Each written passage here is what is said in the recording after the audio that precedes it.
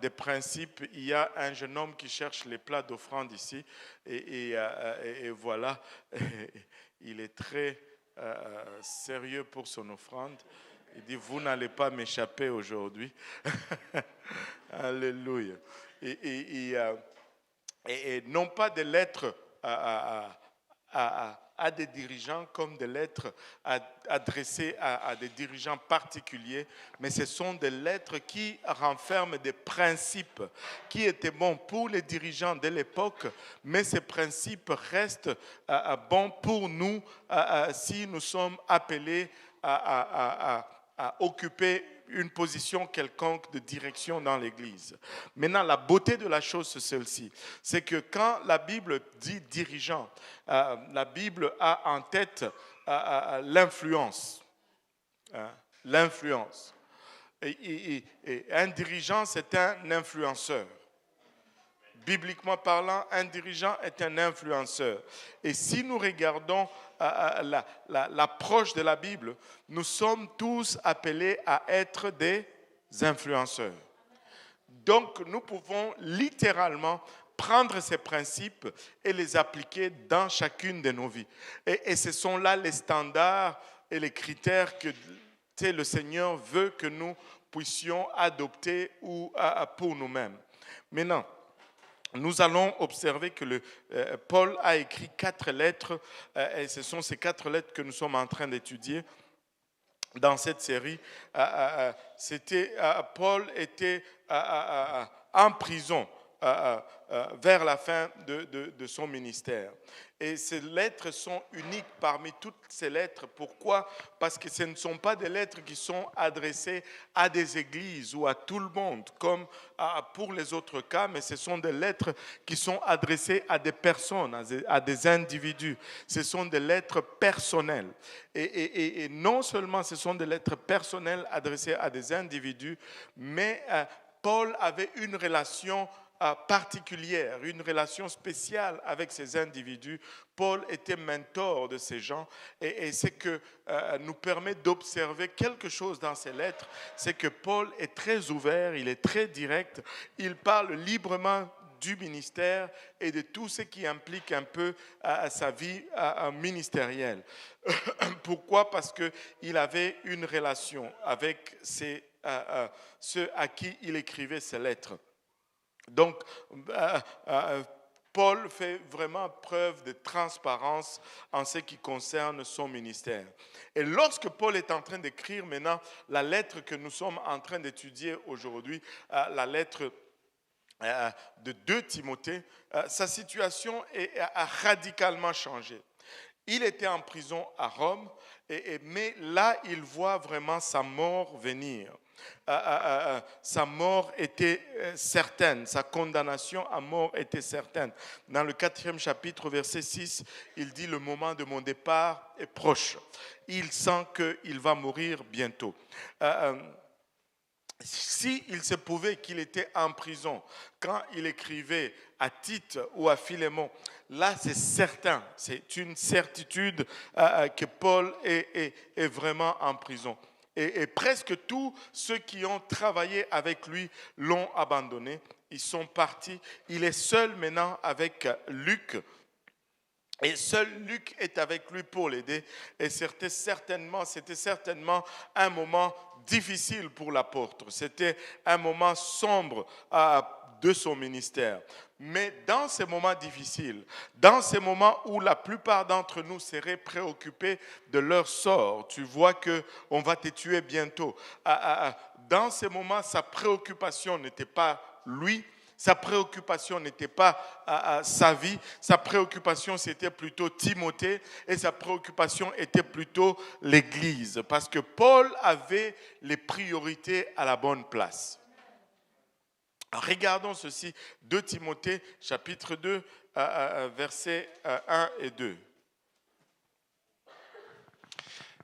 Toi donc, mon enfant, fortifie-toi dans la grâce qui est en Jésus-Christ. Et ce que tu as entendu de moi en présence de beaucoup de témoins, confie-le à des hommes fidèles qui soient capables de les enseigner aussi à d'autres. Maintenant, on dit souvent ceci, qu'un succès sans successeur est un échec. Allô?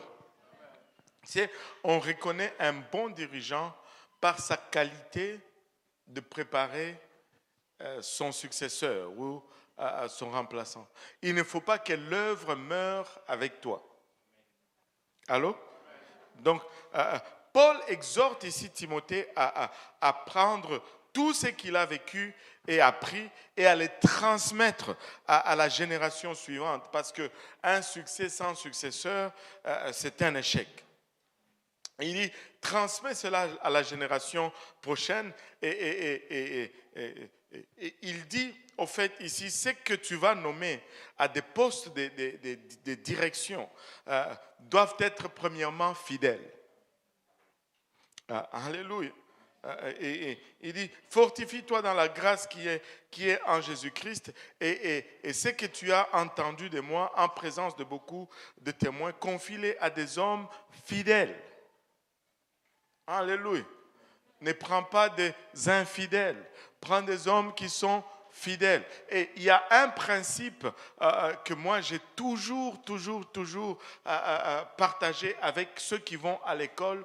Tu sais, dans le monde, on va te dire, oh, tu es le chouchou de ton prof.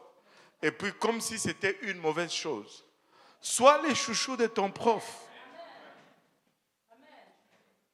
Allô?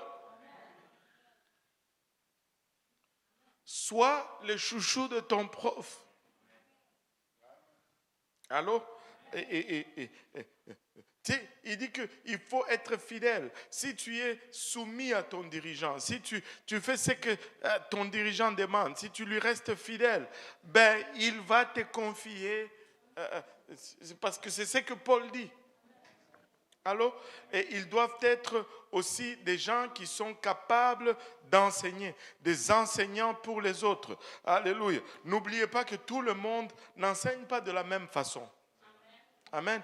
Chacun a sa façon d'enseigner. Mais nous devons être toutefois à mesure d'enseigner. On ne peut pas te donner la responsabilité si tu n'es pas capable de transmettre ou d'enseigner ce que tu as appris à d'autres. Premièrement, il faut que tu sois fidèle. Deuxièmement, il faut que tu sois à mesure d'enseigner à d'autres. Amen. Paul nous donne ensuite quelques exemples de ce à quoi plutôt doit ressembler un dirigeant dans l'Église apostolique. Ces choses ne sont pas juste inventées par nos dirigeants actuels. Ce sont des choses que nous tirons des principes bibliques. Verset 3 au verset 7. Souffre avec moi comme un bon soldat de Jésus-Christ. Il n'est pas de soldat qui s'embarrasse des affaires de la vie, s'il veut plaire à celui qui l'a enrôlé. Et l'athlète n'est pas couronné s'il n'a pas combattu suivant les règles. Il faut que le laboureur travaille avant de recueillir les fruits. Comprends ce que je dis, car le Seigneur te donnera de l'intelligence en toutes choses. Il faut que le laboureur travaille avant de recueillir des fruits. Mais aujourd'hui, tu vois une génération qui veulent recueillir les fruits avant de travailler. Et là, ça ne marche pas. Ça ne marche tout simplement pas. Amen. La première chose que Paul souligne ici, il dit le soldat. Il a parlé du soldat, que tout le monde dise soldat. Et tu sais, il dit souffre avec moi comme un bon soldat de Jésus-Christ. Regarde ton voisin, dis-lui tu es un soldat. Alléluia. Maintenant, un dirigeant ou les dirigeants doivent être capables d'être des soldats. C'est quoi le caractéristique d'un soldat? Un soldat, c'est quelqu'un qui est capable de subir des épreuves. Il est dur, il est endurci, il est capable de subir des épreuves sans craquer sous la pression. C'est un soldat est formé pour aller à la guerre. Et à la guerre, il est placé dans une situation de tension et il doit réagir de la bonne façon. Amen. Ils doivent également éviter les encombrements ou les enchevêtrements mondains qui pourraient les distraire de leur service à Dieu. Un soldat doit être concentré. Un soldat ne blague pas. Tu sais, chez nous, on dit souvent,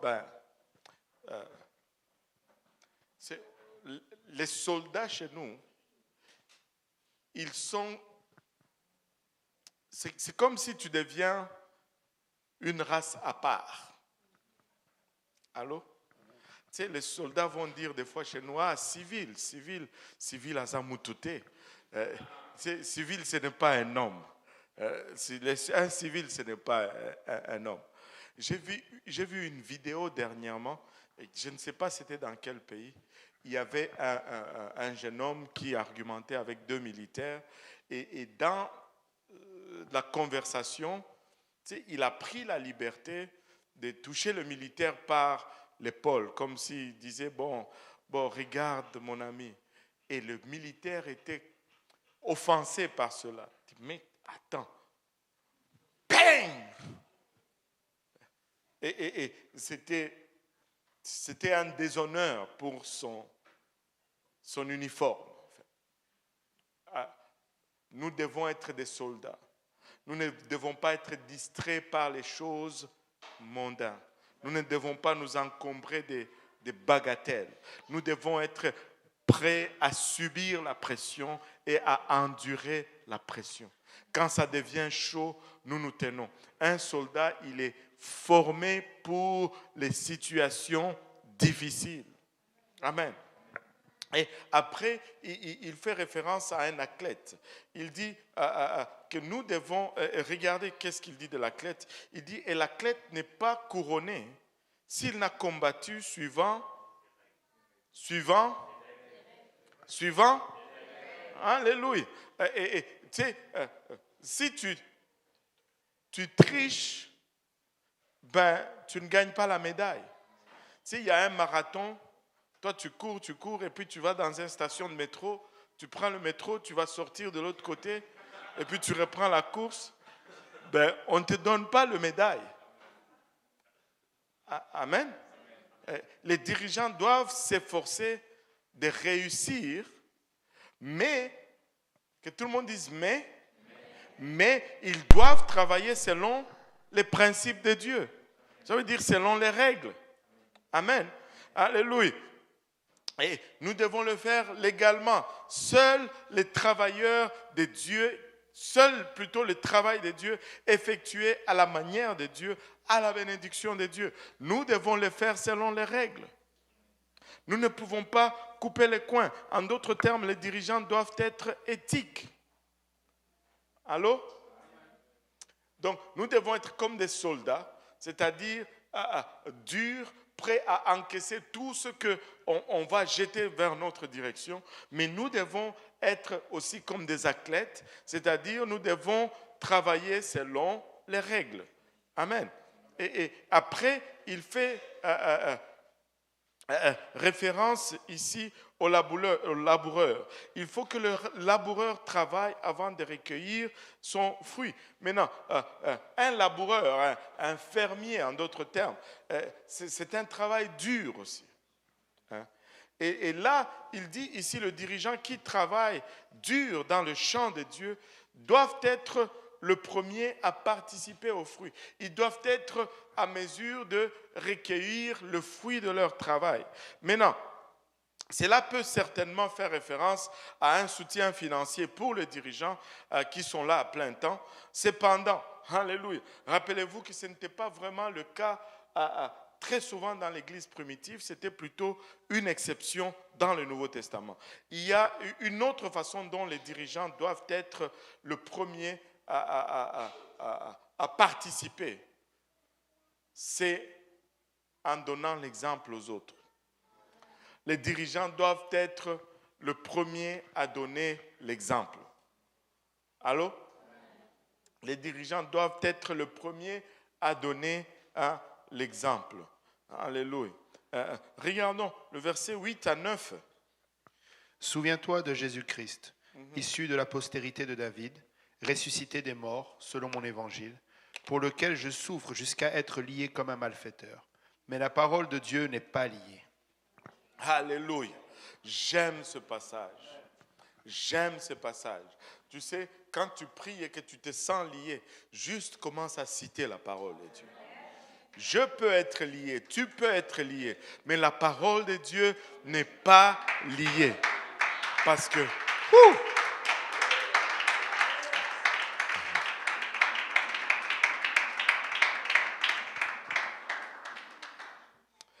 Et regardez ceci. Paul est en train de rappeler à Timothée ici. Timothée, souviens-toi que Jésus-Christ est venu, il est mort, mais il n'est pas resté dans la tombe, il est ressuscité. Très souvent, nous oublions que Jésus est ressuscité. Nous avons cette tendance à oublier cela. Laissez-moi vous dire ceci. Si nous nous rappelons que Jésus est ressuscité, notre attitude va toujours être différente face aux épreuves. Si Jésus a vaincu le premier et le dernier ennemi de l'humanité, alors rien ne peut entraver son Église. Rien ne peut arrêter son Église. Alléluia. Rien ne peut arrêter son Église. Paul est en train de dire, même si je suis en prison, l'Église continue, l'Église avance. Pas même mon emprisonnement, alléluia, ne peut arrêter son Église. Même pas la mort, Paul est en train de dire, même ma mort qui est proche, qui est imminente, ne doit pas arrêter l'Église, Timothée. Souviens-toi que Jésus est ressuscité. Alléluia. Il dit à Timothée, je suis peut-être lié, mais la parole de Dieu n'est pas liée. Vous savez, il y a une histoire qui est racontée très souvent parmi les théologiens ou ceux qui étudient l'histoire ou la vie de Paul. Ils disent qu'il changeait les gardes devant la porte de Paul. Je ne sais pas si c'était aux 2 heures ou aux 4 heures. Pourquoi? Parce que si on restait là, on gardait la même personne pour une journée, si on osait tout simplement garder les mêmes gardes pour une journée, à la fin de la journée, ces gens étaient baptisés au nom de Jésus-Christ et ils étaient remplis du Saint-Esprit. Parce que ce n'est pas parce qu'il était en prison qu'il ne pouvait pas témoigner. Ce n'est pas parce qu'il était en prison qu'il ne pouvait... Écoutez, ce n'est pas parce qu'il était condamné à mort qu'il pouvait arrêter, alléluia, de prêcher l'évangile. Alors arrête, alléluia, arrête avec ta situation. Que ce ne soit pas à ta situation financière qui t'arrête, alléluia, de déclarer la bonté et la grandeur de Dieu. Que ce ne soit pas les circonstances, alléluia, que tu traverses, que ça t'arrête, alléluia, de déclarer qui est Dieu, alléluia. Continue. Tu peux être lié, mais la parole de Dieu n'est pas liée. La parole de Dieu n'est pas liée. Et laisse-moi te dire que même malgré tes circonstances, si tu commences à témoigner, tu vas commencer à réaliser que tes problèmes deviennent subitement moins importants. Et que tu deviens subitement moins sujet aux conséquences de tes problèmes. Subitement, ça fait moins mal. Subitement, ça devient moins important parce que ton focus est à la bonne place. Et regardez du 10e au 13e verset, Paul continue à exhorter Timothée ici. 10e, hein? 10 à 13. 10 à 13. C'est pourquoi je supporte tout à cause des élus, afin qu'eux aussi obtiennent le salut qui est en Jésus-Christ, avec la gloire éternelle. Cette parole est certaine. Si nous sommes morts avec lui, nous vivrons aussi avec lui. Si nous persévérons, nous régnerons aussi avec lui. Si nous le renions, lui aussi nous reniera. Si nous sommes infidèles, il demeure fidèle, car il ne peut se renier lui-même. Wouh! J'aime ce passage. Oh là là. Je ne sais pas pour vous, mais j'ai juste envie de danser un petit peu. Paul, regardez. Tu sais, c'est une des places où nous faillissons beaucoup. Et surtout dans ce monde d'aujourd'hui qui est tellement individuel, centré sur nous-mêmes. C'est justement lorsque nous ne nous regardons que nous-mêmes. Nous ne regardons que notre nombril. Paul est en train de dire ici, oui, je souffre. Je souffre pour moi-même, mais je ne souffre pas pour moi-même seulement. Je souffre non seulement pour moi-même, mais pour les autres aussi. Si nous pouvons juste regarder un peu plus loin, si nous pouvons juste regarder une image un peu plus large, oui, peut-être que si c'était juste pour nous-mêmes, je veux faire des compromis. Mais laisse-moi te dire, il n'est pas seulement question de toi, il est question de plusieurs qui te regardent, il est question de ta famille, il est question de tes bien-aimés, il est question de tes amis, de tes relations. Regarde, persévère un peu plus, parce que tu es en train d'influencer plus large que tu ne penses. Ton influence étant plus large que tu ne penses. Endure un peu. Il y a des enfants qui te regardent. Il y a nos familles, il y a nos bien-aimés. Persévérons un peu, ce n'est pas tout simplement pour toi-même. Il dit, c'est pourquoi je supporte tout à cause des élus, afin que eux aussi obtiennent le salut qui est en Jésus-Christ avec la gloire éternelle. Alléluia. Paul sait qu'il endure ces épreuves non seulement pour son propre bénéfice spirituel, mais aussi pour celui des autres et de l'Église. Il est prêt à traverser n'importe quelle épreuve, volontairement. Certains d'entre nous, c'est comme si on est obligé de faire. Tu laisses tellement une trace profonde en arrière, tellement que tes pieds ne se soulèvent pas. Marche. Soulève, embrasse ce que Dieu... Écoute, Dieu a une façon de toujours équilibrer les choses au final. Et quand tu t'appuies sur Dieu, tu sors toujours au-dessus de la situation. Alléluia. Fais confiance en Dieu. Alléluia. Paul était prêt à traverser n'importe quelle épreuve. Et il le faisait volontairement, il le faisait avec joie et il le faisait avec confiance parce qu'il savait que Jésus est ressuscité. Fais-le avec joie. Mets un sourire devant ton visage. Quand c'est le temps de venir à l'église, sois dans la joie. Ce n'est pas un corvée. Alléluia. Tu sais, on va aller à l'église. Youpipi! On va à l'église. C'est pas, oh non, pas encore l'église. Reste donc à la maison. Oh Seigneur Jésus. Jésus a payé pour ma vie. Tu sais, il me demanderait d'être dans l'église toute ma vie. Ça ne serait pas trop cher payé parce qu'il a payé pour ma vie. Regarde, fais-le avec joie. Tant qu'à le faire, fais-le avec joie. Regarde, aie confiance dans le Seigneur Jésus-Christ. Il est le seul digne de confiance. Et laissez-moi vous dire ceci. Si nous mettons tout entre ses mains, il est ressuscité et nous allons également ressusciter, même si nous mourrons. Mais laissez-moi vous dire que je suis certain, il y a une certitude en moi que certains parmi nous ne vont pas voir la mort. Alléluia, que le Seigneur va revenir. J'ai encore de l'espoir et du temps que mon cœur va battre, je veux encore garder cet espoir que un jour la trompette va sonner et ce corps corruptible va revêtir l'incorruptibilité et les morts en Christ vont ressusciter et nous allons tous aller à la rencontre du Seigneur. J'ai encore cet espoir. Je n'aime pas l'idée d'être enfermé dans une boîte étroite là.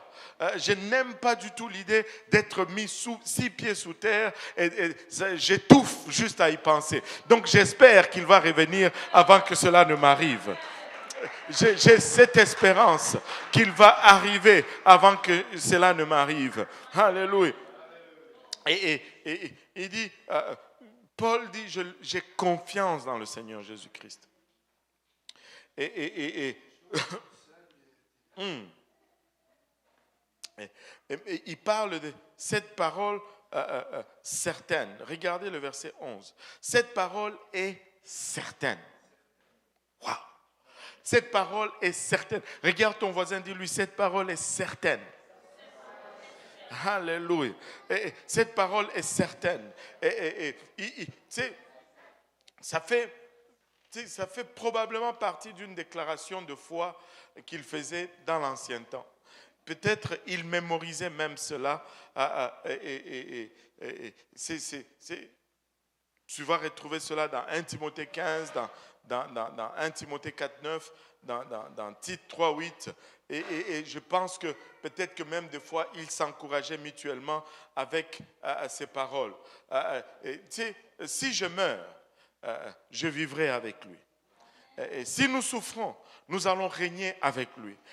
Si nous le régnons, ben, il nous régnera aussi. Mais si nous ne croyons pas, il reste quand même fidèle parce qu'il ne peut se régner lui-même. Vous savez, pensez-y un peu.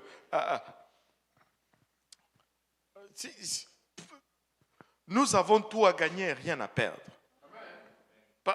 Regardez un peu.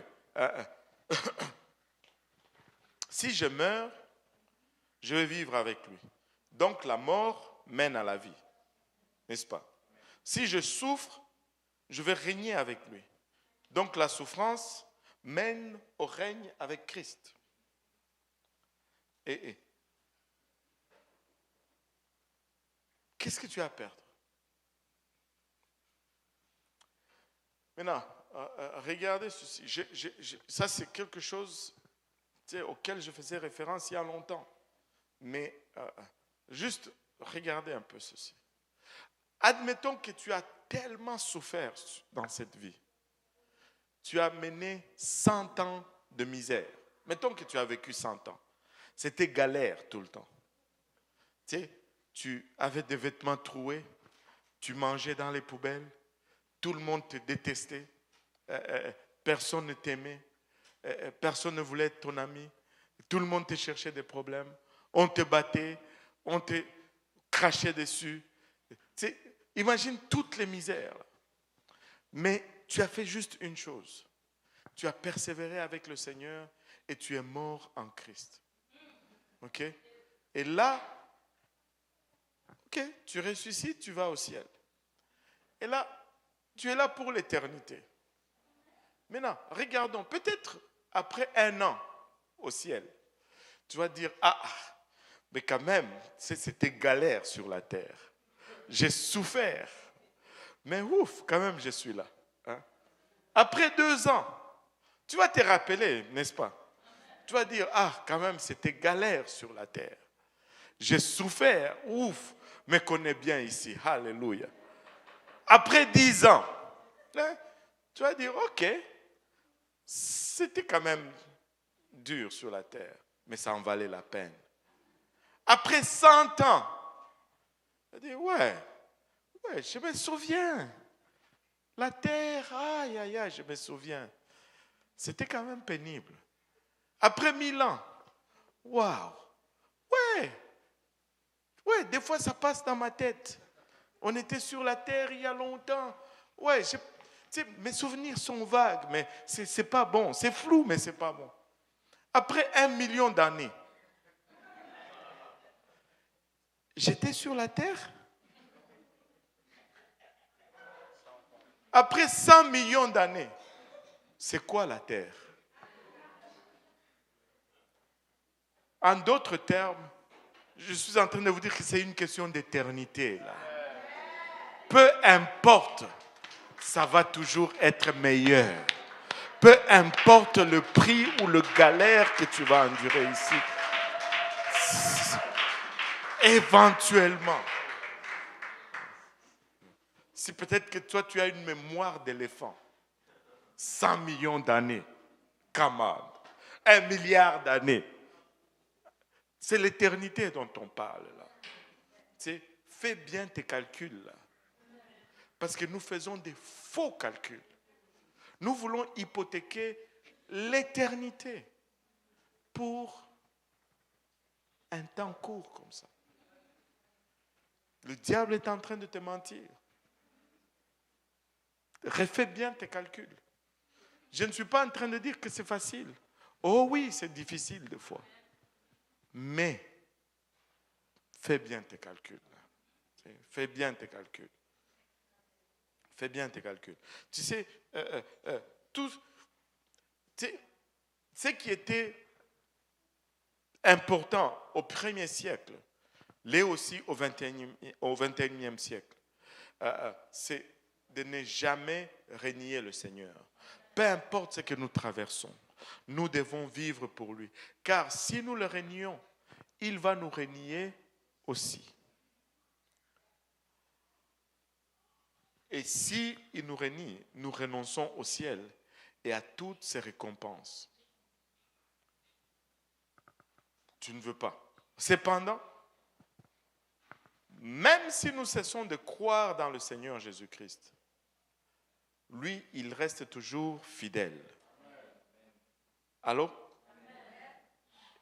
Et si, à un moment donné, nous décidons de retourner vers lui, il sera toujours là pour nous attendre. Pourvu que ça ne soit pas trop tard. Donc, en d'autres termes, quels que soient tes échecs, quelle que soit ton infidélité, quel que soit là où tu es tombé, Dieu ne peut cesser d'être fidèle. Parce que s'il arrête d'être fidèle, il se renie lui-même. C'est pourquoi, peu importe comment tu es tombé, tu peux toujours te relever. Et Dieu a les bras ouverts. Dieu t'attend encore aujourd'hui. Dieu t'aime. Il ne peut pas se renier lui-même. Avant qu'il ne soit trop tard, fais un demi-tour et reviens à Jésus-Christ parce que lui n'a pas changé. Alléluia. Et si la souffrance et la mort mènent à la vie éternelle, nous n'avons rien à craindre. Écoutez, le peuple de Dieu, nous, le peuple de Dieu, devons être un peuple sans crainte. Sans crainte. Regarde ton voisin, dis-lui, tu n'as rien à craindre. Ben, on va faire mieux. On va maintenant parler à ce même voisin. On va lui dire, je n'ai rien à craindre. Je ne craindrai plus. C'est fini. C'est fini. La fausse peur, c'est fini. C'est fini. Alléluia. Et Jésus est ressuscité pour l'amour de Dieu. Regardons versets 14 et 15. Rappelle ces choses en conjurant devant Dieu qu'on évite les disputes de mots, qui ne servent qu'à la ruine de ceux qui écoutent, et force-toi de te présenter devant Dieu comme un homme éprouvé, un ouvrier qui n'a point à rougir, qui dispense droitement la parole de la vérité. Waouh! Maintenant, regardez un peu ceci.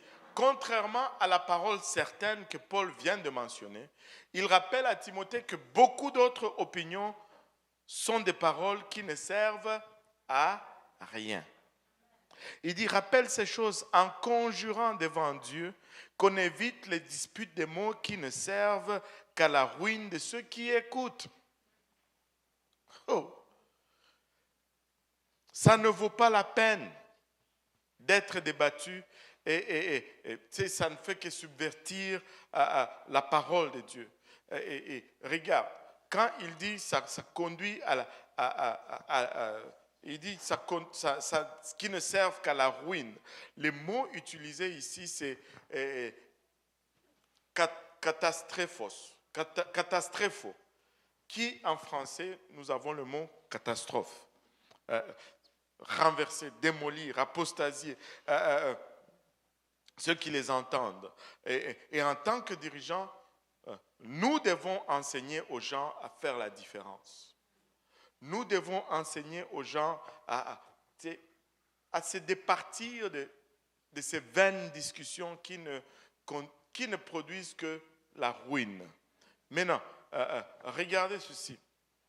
Et il dit, efforce-toi de te présenter devant Dieu comme un homme éprouvé, un ouvrier, que tout le monde dise ouvrier. Tu sais, c'est chez nous, je me rappelle dans l'ancien temps, là, si on te disait ton père est un ouvrier, c'est comme si on t'insultait. Hein? Vous vous rappelez de l'époque? Toi, ton papa, il est ouvrier. Aïe, aïe, aïe, c'est la bataille. Il a dit que mon papa était ouvrier. Un ouvrier, c'est celui qui fait l'œuvre. Alors, C'est un travailleur. Nous sommes tous des ouvriers. Ne venez pas me chercher bagarre, là, ok? Nous sommes tous des ouvriers. Amen. Et nous ne pouvons pas conduire les autres correctement si nous ne vivons pas nous-mêmes correctement. Maintenant, un ouvrier doit travailler dur pour ne pas avoir honte lorsque son travail va être inspecté. Tu vois? Si tu es un ouvrier, tu fais bien ton travail, tu n'as pas peur lorsque le maître vient pour vérifier ton travail. Amen. Et maintenant, l'expression ici, dispenser correctement, signifie diviser droitement. Et il y a un enseignement que j'ai entendu une fois, ça dit ceci. La parole de Dieu, quand elle était écrite en grec ou en hébreu, il n'y avait pas de ponctuation. Les divisions que nous avons aujourd'hui, ça a été ajouté par la suite. Il n'y avait pas de virgule ni de point, etc. Et donc, quand tu l'apprenais, il fallait que tu saches diviser droitement, parce que si tu ne la divisais pas droitement, ben, tu pouvais arriver à des messages qui étaient contrairement opposés de ce que ça devait être, au fait, au départ. Donc, ils vont parler de dispenser ou de diviser correctement la parole de Dieu, comme pour un travailleur, un laboureur qui, dans son champ, comme celui qui fait la couture, ils doivent couper à la bonne place. Au fait, ça a la connotation de bien, de couper la parole à la bonne place où elle doit être coupée pour que ça rentre sur la personne ou que ça rentre dans la doctrine. La parole est notre outil pour accomplir l'œuvre de Dieu. Ce que nous devons faire pour Dieu, nous faisons par le moyen de la parole de Dieu. Et nous sommes responsables de l'utiliser et de l'enseigner correctement. Allô? Ce verset n'est pas... la Bible n'est pas contre l'étude de la parole. Mais il y en a qui étudient la parole au point où ils commencent à y voir d'autres choses que ce que la parole dit. Allô? Des ultra experts de la parole. Non, il faut juste rester avec... La Bible n'est pas contre l'étude de la parole, mais la Bible souligne que notre étude doit d'abord être appliquée à notre propre vie. Et très souvent, ça commence là. Et puis, elle doit être transmise avec précision à ce que nous dirigeons. Et tu vois, c'est facile de développer des doctrines sur d'autres personnes. Très souvent, les gens vont, quand ils commencent à développer les fausses doctrines, c'est toujours par rapport aux autres. Ils n'appliquent pas le même principe par rapport à eux-mêmes. Ils ne vont pas appliquer le même standard par rapport à eux-mêmes. Anyway, regardons le verset 16 à 19. Verset 16 à 19. Évite les discours vains et profanes, car ceux qui les tiennent avanceront toujours plus dans l'impiété, et leur parole rongera comme la gangrène. De ce nombre sont Hyménée et Philette, qui se sont détournés de la vérité, disant que la résurrection est déjà arrivée, et qui renversent la foi de quelques-uns. Néanmoins, le solide fondement de Dieu reste debout, avec ces paroles qui lui servent de sceau. Le Seigneur connaît ceux qui lui appartiennent, et quiconque prononce le nom du Seigneur, qu'il s'éloigne de l'iniquité. Waouh. Tu sais, on lit ces choses, mais des fois, on ne va pas chercher vraiment le sens de ces choses. Mais quand on les étudie comme ça, on va chercher tout ce qu'il y a comme substance dans la parole donnée. Et là, il dit ici, regardez, c'est un peu comme s'il allait contraire à la juste dispensation, dispense correctement la parole. Il dit qu'il existe d'autres enseignements qui ne sont rien d'autre que des discours profanes. Et ce sont des enseignements qui sont vains. Et le mot profane ici signifie littéralement franchir un seuil vers la méchanceté. Et il dit, ce sont, car ceux qui les tiennent avanceront, des discours vains et profanes, car ceux qui les tiennent avanceront toujours plus dans l'impiété, et leur parole rongera comme la gangrène. Waouh! Waouh! Et c'est discours vain, ici, quand il dit discours vain, ici, ça signifie des enseignements vides ou infructueux. Avez-vous déjà remarqué que certaines personnes vont avoir des révélations, mais des révélations qui conduisent à moins de consécration?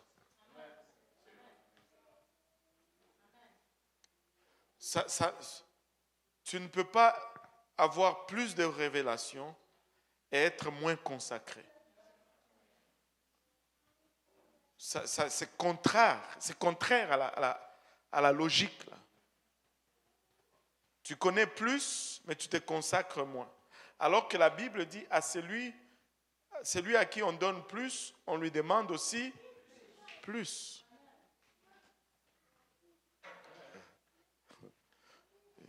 Il faut faire attention.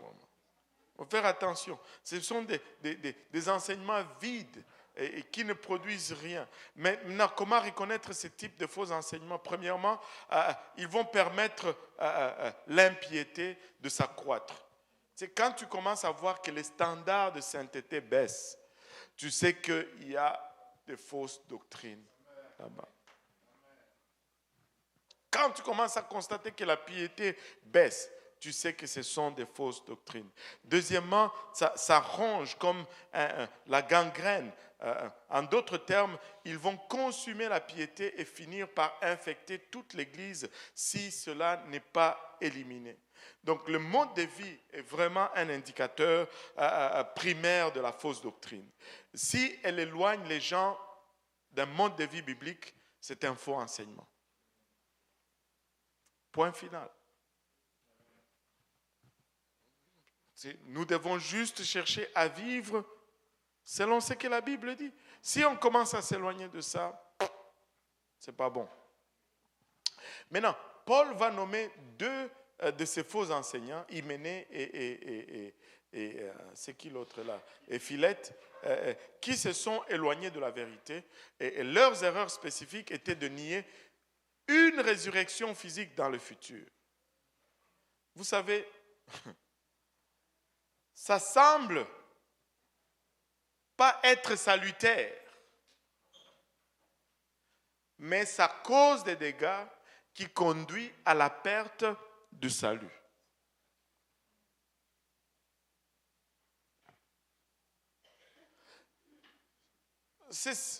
Tu peux obéir à l'évangile. Allô? Et croire que c'est la résurrection, ça n'a rien à voir avec l'obéissance à l'évangile.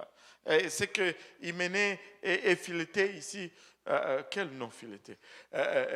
Enseigner, Philette. Bon, voilà. Enseigner. Ça semble pas être salutaire. Allô?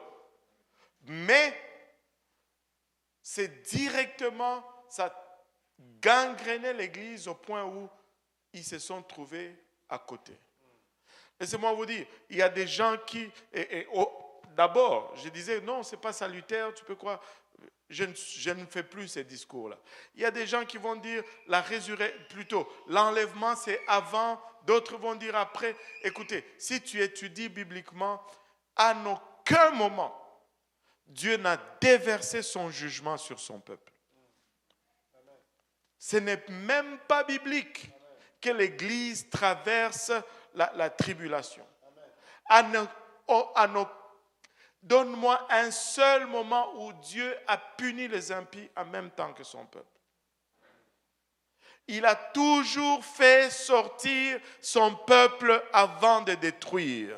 Et il est le même hier, aujourd'hui et éternellement.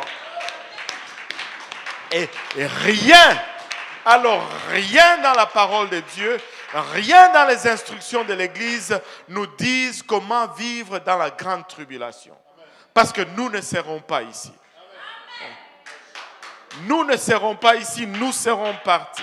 Et, écoutez, étudiez la parole de Dieu avec objectivité. Regardez le livre d'Apocalypse qui décrit, premier chapitre, il nous parle aux églises, blablabla. Bla, bla. Mais à partir du 4e chapitre, pas un seul mention de l'église, parce que l'église n'est pas là. Alléluia, au son de la trompette, au signal de l'archange, nous allons partir et nous allons regarder cela d'en haut, parce que nous avons été nous avons été enlevés de ceci. Jamais Dieu n'a déversé sa colère sur son peuple. Jamais Dieu n'a puni les impies, les justes avec les injustes. N'avez-vous pas entendu Abraham intercéder? Ça ne te ressemble pas. Détruire les justes avec les injustes. S'il y avait même 5 personnes. Alors, pourquoi ferait-il retarder sa colère? Pourquoi ferait-il retarder sa colère? S'il peut punir les justes avec les injustes, pourquoi est-ce qu'il va faire retarder sa colère?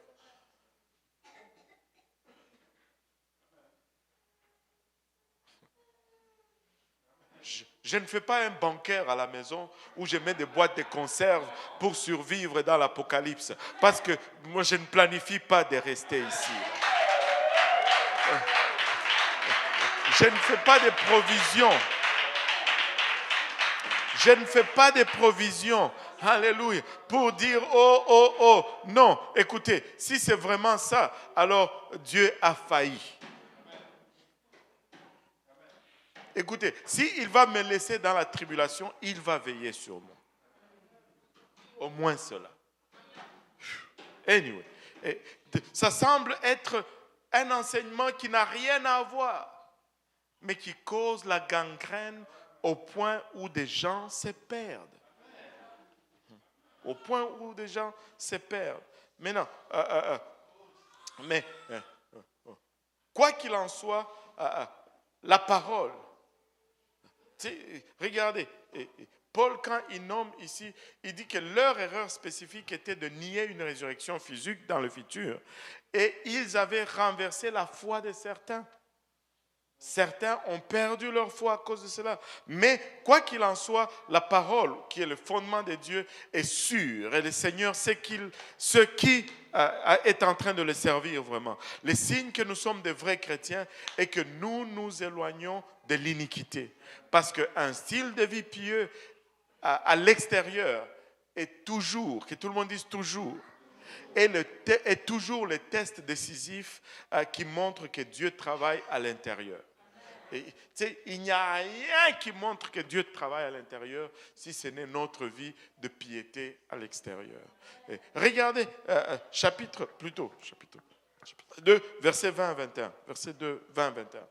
Dans une grande maison, il n'y a pas seulement des vases d'or et d'argent, mais il y a aussi de bois et de terre.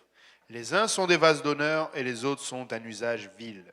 Si donc quelqu'un se conserve pur en s'abstenant de ces choses, il sera un vase d'honneur, sanctifié, utile à son maître, propre à toute bonne œuvre. Propre à toute bonne œuvre. Maintenant,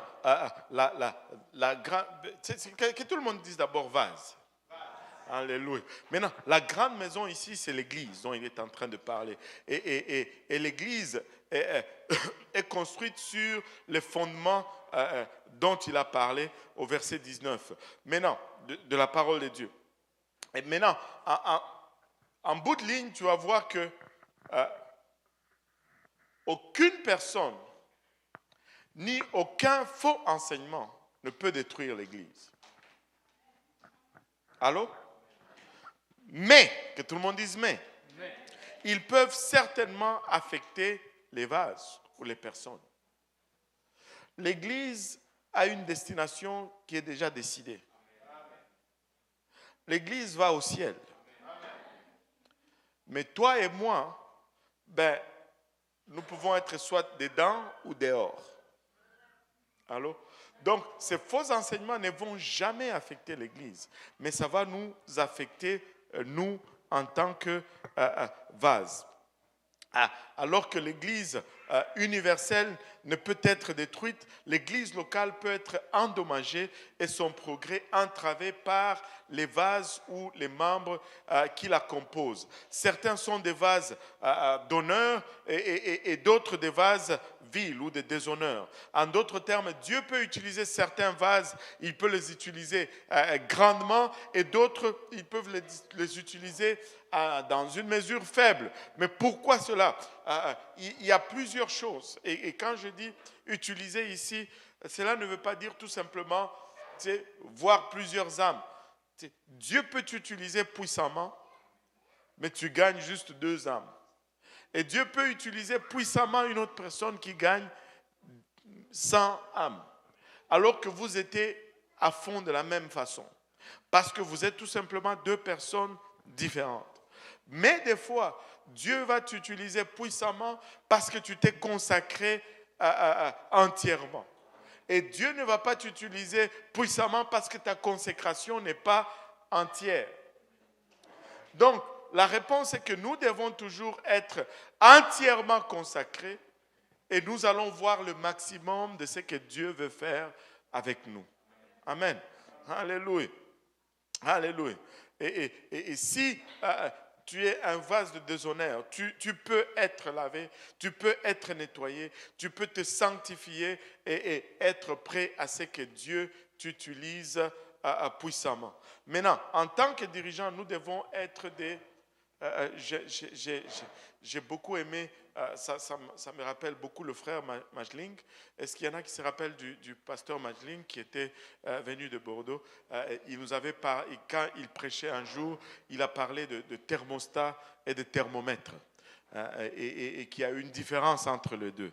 Et nous devons être des thermostats et non des thermomètres. Allô? Parce que le thermostat va affecter la température. Quand il fait froid, tu bouges le thermostat, la température dans la salle va monter. Mais un thermomètre va juste lire la température sans l'affecter. Il y a des gens qui vont juste lire la température. Ils vont parler, mais ils ne vont rien faire pour changer la situation. Écoute, s'il n'y a pas d'amour, donne plus d'amour. S'il n'y a pas beaucoup d'adoration, adore plus. Change l'atmosphère. Sois un thermostat au lieu d'un thermomètre.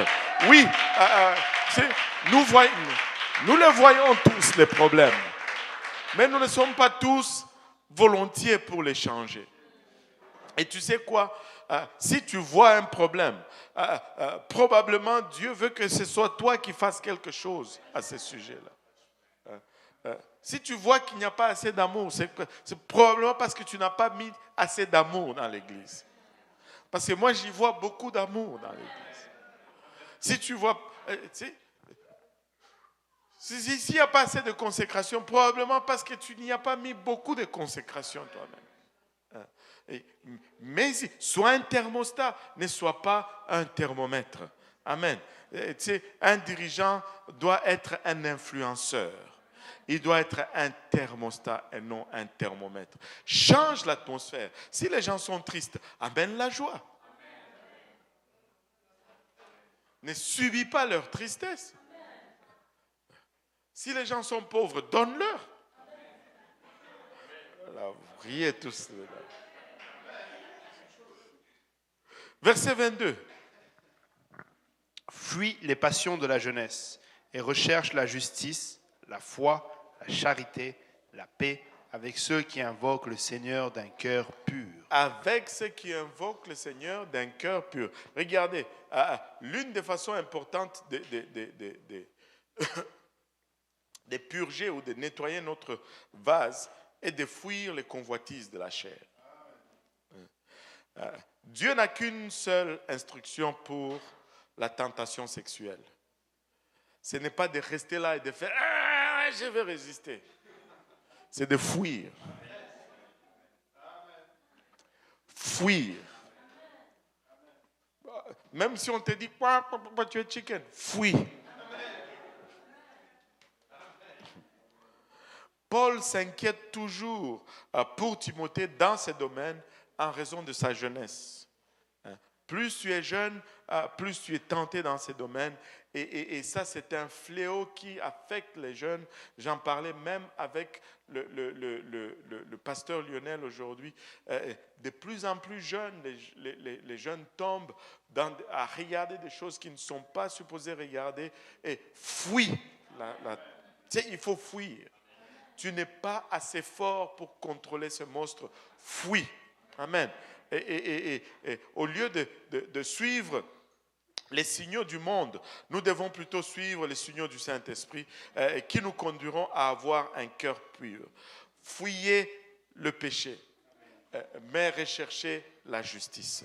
Et assurez-vous de faire avec les autres croyants, assurez-vous de le faire avec les autres croyants, ceux qui sont pieux. Choisis avec qui te tenir. Ceux qui vont dans une direction, marche avec eux. Accroche-toi à ceux qui sont plus forts que toi. Et tu sais, regarde, certes le monde, tu sais, la Bible nous demande de nous séparer. Regardez ceci. Il dit, et recherche, lisons-le d'abord tous ensemble. Lisons-le tout ensemble. 2 Timothée 2, 22. Est-ce qu'on peut le lire tous ensemble? 2 Timothée 2, 22. Verset 22. Fuis les passions de la jeunesse et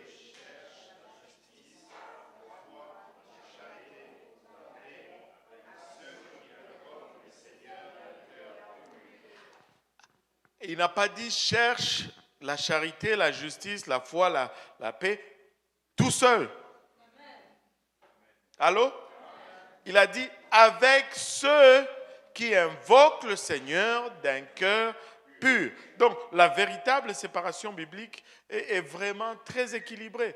Elle va vous amener à vous séparer du monde, mais pas à vous séparer des autres croyants de votre église. Quand la séparation commence à vous amener à vous séparer des autres croyants, ce n'est pas biblique. Ce n'est pas équilibré. Ce n'est pas de la séparation, mais ça, c'est de l'isolement. Et nulle part, la parole de Dieu nous demande de nous isoler. Nulle part. Deux valent mieux qu'un. Tu sais, un chasse 1000, deux chasses.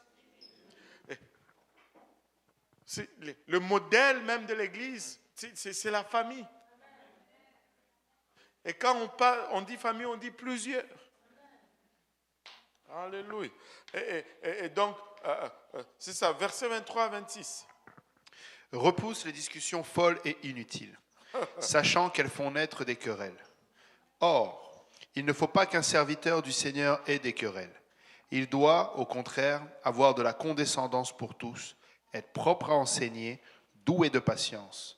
Il doit redresser avec douceur les adversaires, dans l'espérance que Dieu leur donnera la repentance pour arriver à la connaissance de la vérité, et que, revenus à leur bon sens, ils se dégageront des pièges du diable qui s'est emparé d'eux pour les soumettre à sa volonté. Waouh! Bon, regardons ça, regarde ton voisin, dis-lui, c'est la dernière lignée là.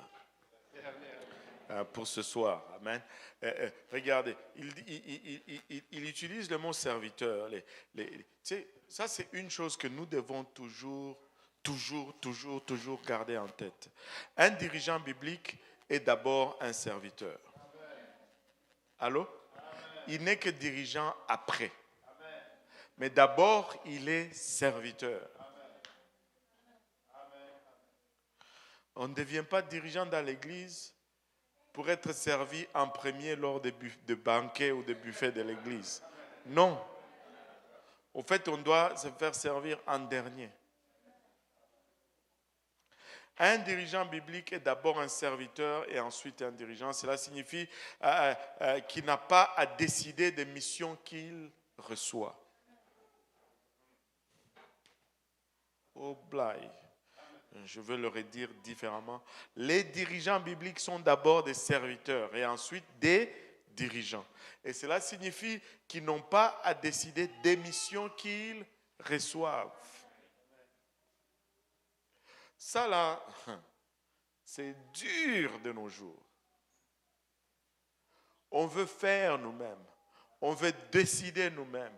On entend de Dieu nous-mêmes. Mais alors, à quoi sert toute la structure que Dieu a mise sur l'Église? Si un pasteur n'est pas un entertainer, comment on dit en français, là, qui est là juste pour divertir et puis tu fais tes décisions, non. Allô? Allô? Il y a des moments où j'avais de la difficulté à prêcher sur cela parce que c'est comme si je prêchais pour moi-même. Mais à un moment donné, là, ça doit juste sortir parce que sinon, tu n'aides personne. Tu n'aides personne.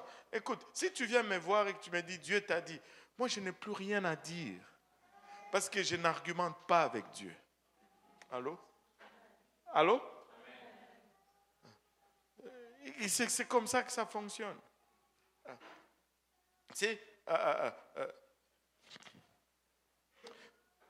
Je dois et tu dois être à mesure de recevoir la mission qu'on t'accorde et non décider de ta propre mission. Amen. Timothée pourrait être, et là tu vas dire, et si moi j'ai pensé ceci, et mon pasteur pense cela, et si moi Dieu m'a dit ceci, mais pour, il y a quelqu'un clairement qui n'entend pas de la part de Dieu là dans ce cas-là. Alors, va chercher un pasteur qui entend de la part de Dieu. C'est aussi simple que ça là. Allô? Bon, c'est ça. Anyway. Et Timothée pourrait être tenté de lutter avec ces faux enseignants. Mais cela ne va pas résoudre le problème. Cela ne ferait que créer davantage de confusion. Regardez ceci. Je rends grâce à Dieu vraiment. Parce que quand tu marches selon les principes de Dieu, c'est beau. Parce qu'après, même si tu n'avais pas l'instruction, mais après quand tu vois l'instruction, tu te retrouves que tu es en ligne. Parce que tu suivais le principe de Dieu. Tu sais, je veux vous dire, ces leçons, 10 leçons, ont été préparées il y a, je pense, 2015-2016. Je n'ai rien inventé ici, là. Je vous transmets juste une étude qui a été faite en 2015, 2016 par là. Et pourtant, vous pouvez être d'accord avec moi que ce sont des choses actuelles que nous sommes en train de vivre dans l'Église. Allô? Et puis des fois vous dites, ah, pasteur enseigne ça parce que, non, pas parce que Dieu m'a dit juste de faire la série. Et moi je l'ai fait. Regardez ceci. À un moment, il n'y a pas longtemps, j'étais vraiment tenté de m'embarquer sur ce chemin. Mais laisse-moi, je veux juste aller avec la leçon. Quelqu'un a dit un jour, vous pouvez essayer de donner un bain à un cochon. Mais vous allez vous salir. Et vous allez ennuyer le cochon. Il n'est pas intéressé par la propreté. Lui, quand il est dans la boue, il est content. C'est la fête. C'est la fête. Maintenant, les dirigeants, tape-toi un peu dans la poitrine, ça veut dire moi. Hein? Voilà. Les dirigeants ne doivent pas entrer dans la porcherie des faux enseignants pour se disputer avec eux.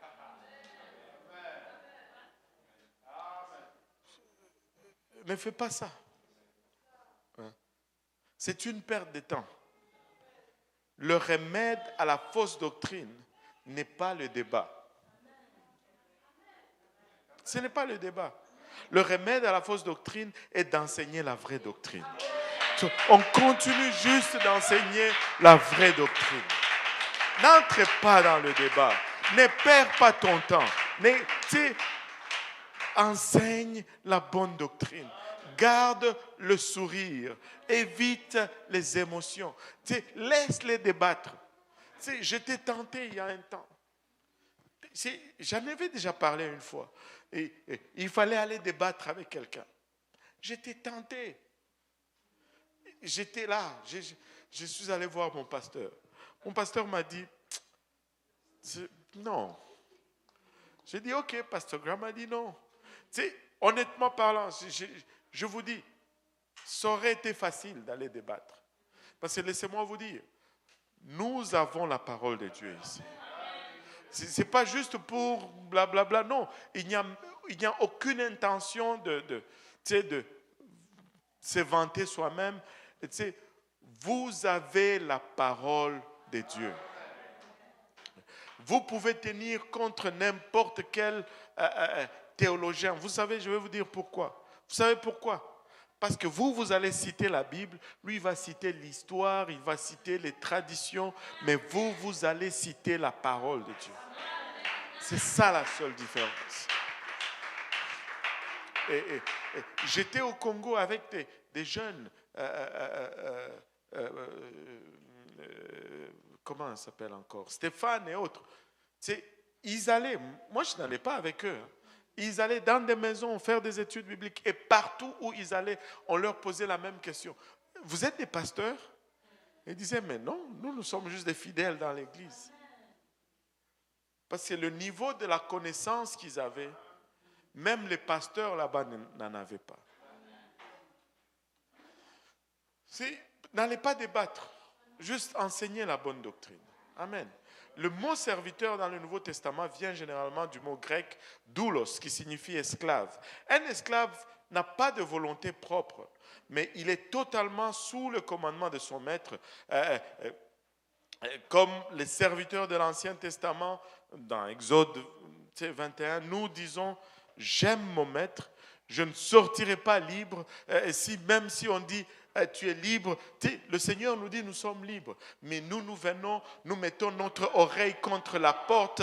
Nous disons point sonne Seigneur parce que nous voulons rester auprès du Maître. Alléluia. Nous voulons rester auprès du Maître. Et cela prenait un exercice volontaire. Amen. Un exercice volontaire. Regardez Ephésiens 6, verset 12.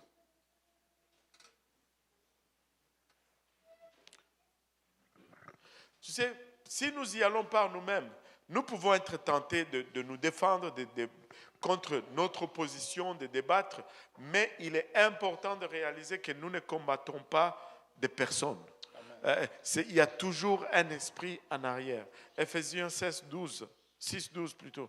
Car nous n'avons pas à lutter contre la chair et le sang, mais contre les dominations, contre les autorités, contre les princes de ce monde de ténèbres, contre les esprits méchants dans les lieux célestes.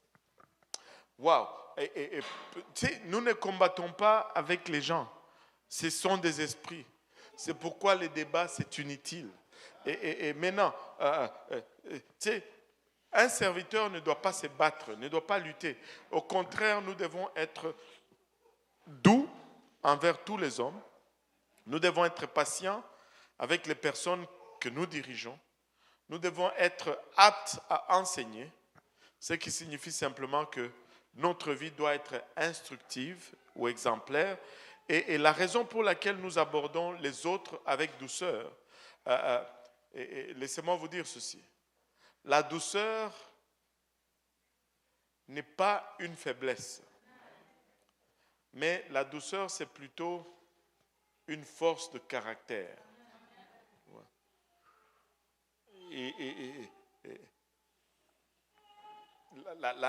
La raison pour laquelle nous devons être doux avec les gens,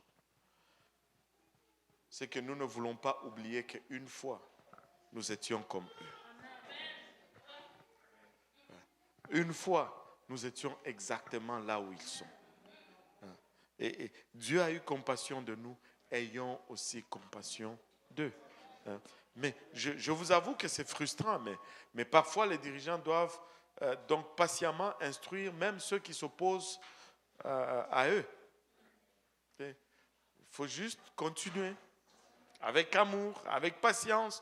Il faut continuer. Pour ces gens, même les chrétiens, leurs propres croyances et comportements sont leurs problèmes. Mais ils ne peuvent pas le voir. Mais si nous laissons Dieu faire le travail au lieu d'essayer de forcer la situation ou la question, peut-être, parfois,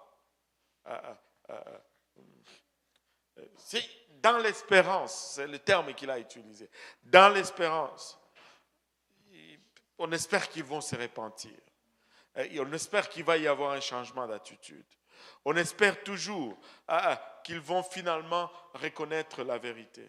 On espère toujours qu'ils vont se défaire de leur situation. Satan déteste la repentance. S'il y a une chose que le diable déteste, c'est quand quelqu'un se repent. Parce que ça change la direction et il y a de la puissance dans la repentance. Mais maintenant, le mot utilisé dans le verset 26 ici, où le verbe et se dégageront, décrit un homme qui sort d'un état d'ivresse ou d'un état d'ébriété. Satan rend les gens ivres avec ses mensonges et le serviteur de Dieu doit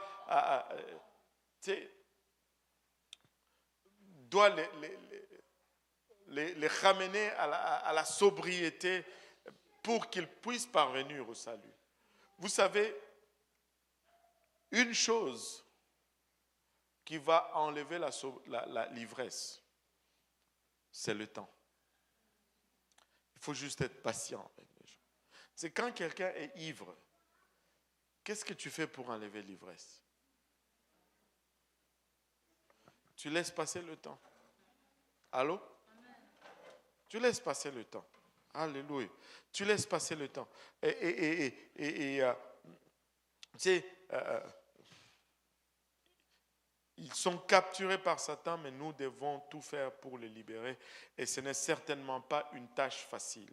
Cela ne peut pas être accompli par le combat dans la chair, seulement par la puissance de Dieu. Maintenant, il y a cette phrase-là qui est source de frustration. Il dit, dans l'espérance, tu vois, il dit, verset 26, et que revenus à leur bon sens, ils se dégageront des pièges et qui s'emparent d'eux. Non, je n'ai pas vu. Bobo.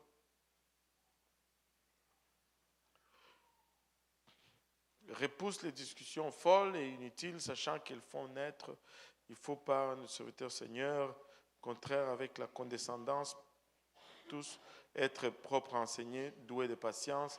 Il doit redresser avec douceur les adversaires dans l'espérance. Il doit redresser avec douceur les adversaires dans l'espérance. Tu sais, il n'y a pas de certitude là. Et c'est ce qui amène la frustration.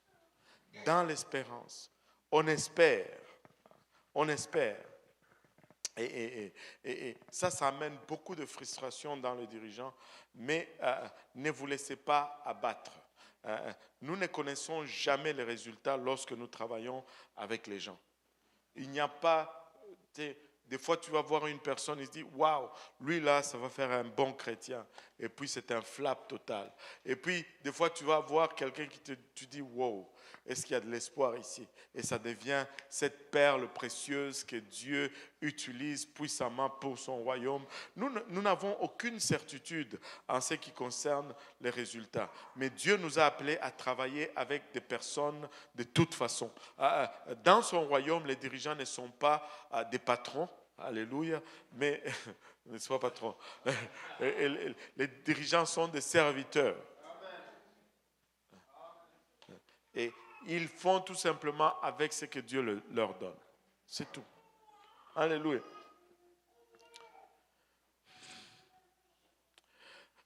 Tu sais, il y a quelque chose qu'on appelle commandements paradoxaux. Ça a été rédigé à l'origine par un monsieur qui s'appelle Kent Cave. En 1968, il a écrit ceci. Et la mère Teresa a adapté cela. Elle a collé ça sur son mur dans sa maison à Calcutta. Ça dit ceci. Les gens sont souvent déraisonnables, irrationnels et égocentriques. Pardonnez-leur quand même. Allô? Il faut quand même pardonner. Hein? Si vous êtes gentil, les gens peuvent vous accuser d'être égoïste et d'avoir des arrière-pensées. Soyez quand même gentil. Amen. Si vous réussissez, vous vous ferez des ennemis infidèles et vous vous ferez des amis infidèles et des ennemis sincères. Et à cause de cela, vous allez refuser de réussir? Non, réussissez quand même. Travaillez à votre réussite. Et si vous êtes honnête et sincère, les gens peuvent vous tromper. Soyez quand même honnête et sincère. Ce que tu as passé des années à créer, d'autres pourraient le détruire du jour au lendemain. N'est-ce pas? Est-ce qu'on va arrêter maintenant de faire? Non. Créez quand même. Créez quand même. Et si tu trouves la sérénité, la paix, le bonheur, certains peuvent être jaloux. Sois quand même joyeux. Sois quand même heureux. N'arrête pas parce que quelqu'un... Non. Et le bien que tu as fait aujourd'hui sera souvent oublié. Fais le bien quand même. Oh, même si je l'ai fait, qui va s'en souvenir? Fais-le. Fais-le quand même. Donne le meilleur de toi-même et ça ne sera jamais assez. Avez-vous déjà été à cette place? Moi, je me suis déjà dit cela, je confesse. Tu fais tout pour les gens, mais finalement, ce n'est jamais assez. Et je vous promets que j'ai été aussi tenté de dire, écoute, je jette la serviette là. Je n'ai rien demandé de tout ceci. Écoute, donne quand même le meilleur de toi-même. Donne quand même le meilleur de toi-même. Et en fin de compte, tu vas dire, de toute façon, c'est entre moi et Dieu. Oublions les restes. Mais cela n'a jamais été entre vous et eux de toute façon. Ça a toujours été entre vous et Dieu. Ça a toujours été entre toi et Dieu. Amen. Ça a toujours été entre toi et Dieu. Fais-le quand même. Alléluia. Regarde ton voisin, dis-lui, fais-le quand même. Fais-le quand même. Ne lâche pas. Fais-le quand même. Alléluia. On va se lever tous ensemble. Alléluia, Jésus. Fais-le quand même. Sois encouragé. Sois fortifié. Persévère. Il y a une couronne de gloire qui nous attend. Alléluia. Fais-le quand même. Amen. Fais-le quand même. Regarde ton voisin, dis-lui, fais-le quand même. Alléluia. Ça a toujours été entre toi et Dieu. Fais-le quand même. Amen. Alléluia. Alléluia. Pasteur Jean-Yves, tu peux nous conduire en prière pour conclure. Alléluia. Levons la voix tous ensemble. Éternel, notre Dieu et roi, papa, merci encore une fois, papa, pour, Seigneur, cet enseignement que nous recevons aujourd'hui, papa. Et Seigneur, nous prions, papa, Seigneur, que cette semence, papa, alléluia, Seigneur, tu la mettes dans nos cœurs, là, Seigneur, à un endroit, Seigneur, où l'ennemi ne pourra pas venir l'enlever, où nous-mêmes ne pourrons pas la retirer, mais qu'elle puisse germer et porter du fruit, papa. Seigneur, au vu de l'importance, papa, Seigneur, alléluia, Seigneur, de cette parole, papa. Aide-nous, Seigneur, alléluia, à faire, Seigneur, alléluia, ton œuvre, papa. Seigneur, à persévérer, Seigneur, à faire quand même, Seigneur, pour la gloire de ton nom, Seigneur, alléluia. Baptise-nous, Seigneur, de ce même esprit, papa, Seigneur, pour pouvoir, Seigneur, alléluia, être, Seigneur, des serviteurs, des servantes, Seigneur, papa, Seigneur, pour la cause de ton évangile, papa, Seigneur, à diriger, Seigneur, en étant ces serviteurs que tu veux que nous soyons.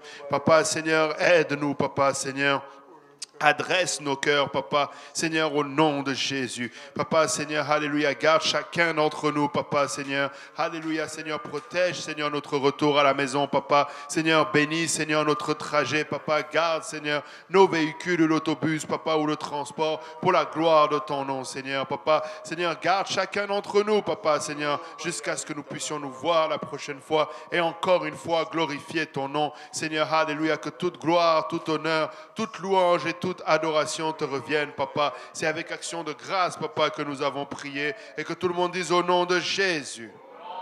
Alléluia. Merci, Seigneur. Alléluia. Battons nos mains pour le Seigneur. Alléluia. Alléluia, Jésus. Alléluia, Jésus. Orimaya kitaraya utaraba.